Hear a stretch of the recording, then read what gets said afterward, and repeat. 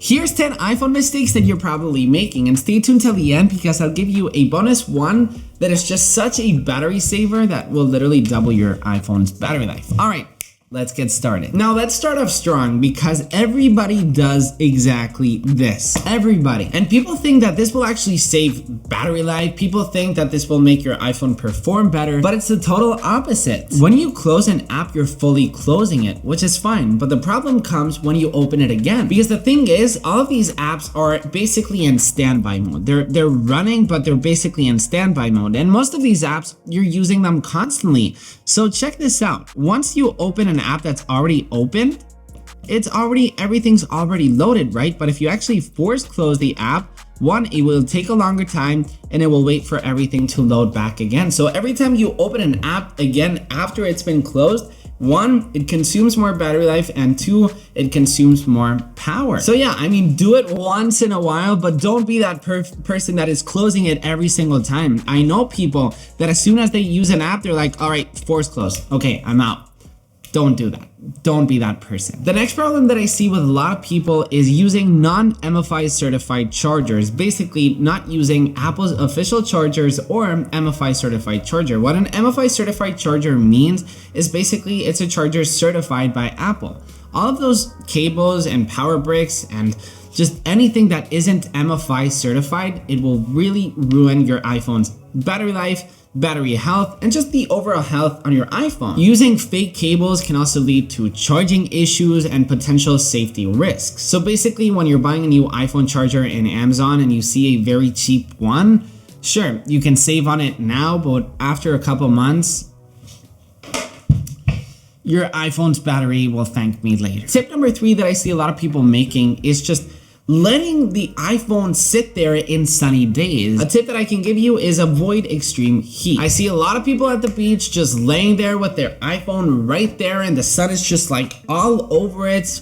Something easy that you can do is, if this is your towel, you can cover it. Just put it next to the shade. It will be fine for 1 minute, for 2 minutes, but don't let your iPhone sit there. I know this sounds like an obvious tip, but I know so many people that gets this message right here constantly because they just don't care. They think it's fine, which it is fine for 1 minute, for 2 minutes, for 5 minutes, but don't do it every single day of this summer, please. Mistake number 4 that I see a lot of people making with their iPhone is public Wi-Fi's. Now, I know we've all done it. I know I've done it before in the past, but it's not smart.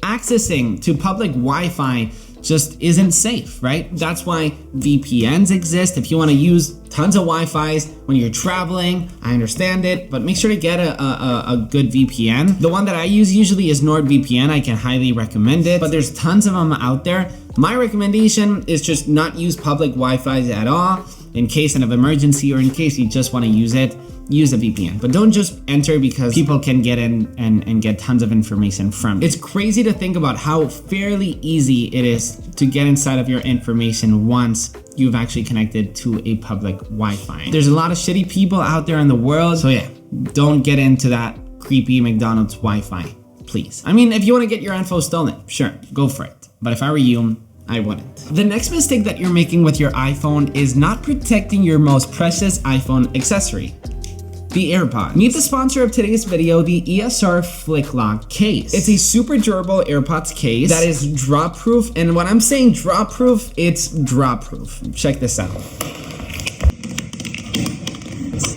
The cool thing about it is how you open it. You've got this easy earbud access. Check it out. You simply do like this, and it opens.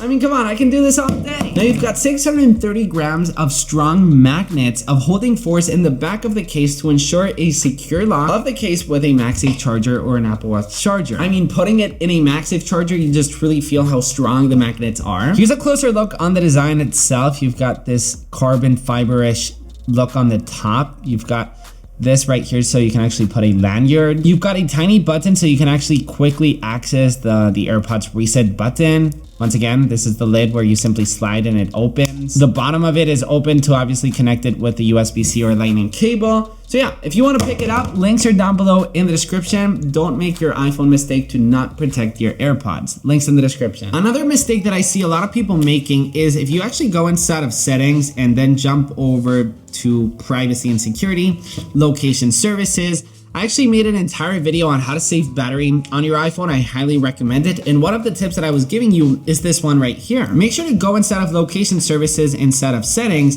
And there's a lot, especially avoid precise location. This will ruin the battery of your iPhone. For example, in iMessage, you can leave it there because you're probably using it a lot.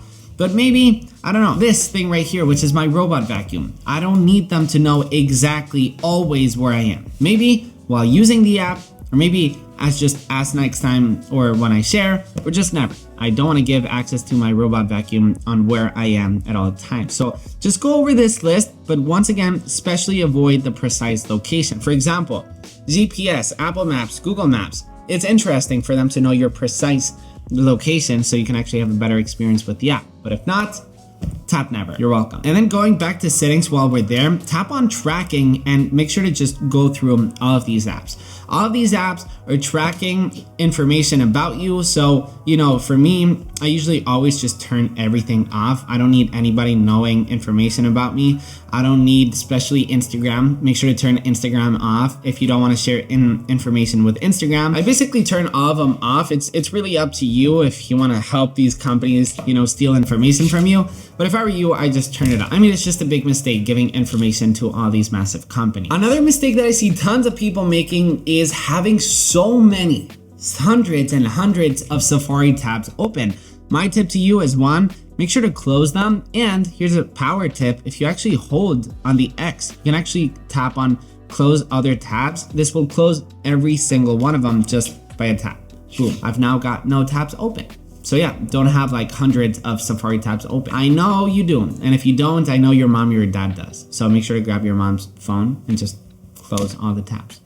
Her phone will work so much better. Another mistake is inside of the camera. A lot of people's photos are always crooked. So my tip to you is jump over to settings and then make sure to have inside of the camera settings, make sure to have the grid and level on, which means now whenever you jump over to the camera app, so you can see there's now a grid. I'll actually turn it off right here. So you can see there's a grid now, so you can actually compose your photos a lot better. And there's also, as you can see that right here in the middle, there's also the level. So you can actually make sure not only that you can actually compose, you know, your photos great, but they're actually straight. So you're gonna be a photographer, a pro photographer, thanks to me. The least thing that you could do is subscribe. That's all I'm saying. Remember in the beginning of the video where I told you that if you had this feature on, it will save you a lot of battery life? All right, so go inside of settings of mail and then tap on mail accounts. And this right here, fetch new data. This right here, if you actually have push on, what this means is it's basically refreshing every single second of the day. It's always looking for new emails. Whenever there's a new email that comes in, it grabs it and it keeps pushing new emails and new emails. If you want to save the battery life on your iPhone, make sure to put this whether on fetch or on manual. Your battery life will last so much longer. This is one of the only things that whenever I grab a new iPhone, I automatically do, because I just get so much more battery life. And if you want to make your battery life even longer, you know what you can do? You could subscribe, or you could watch this video on how to improve hidden secrets on how to improve the battery life on your iPhone. So thank you for watching. Subscribe once again, and I'll see you on the next one. Bye-bye.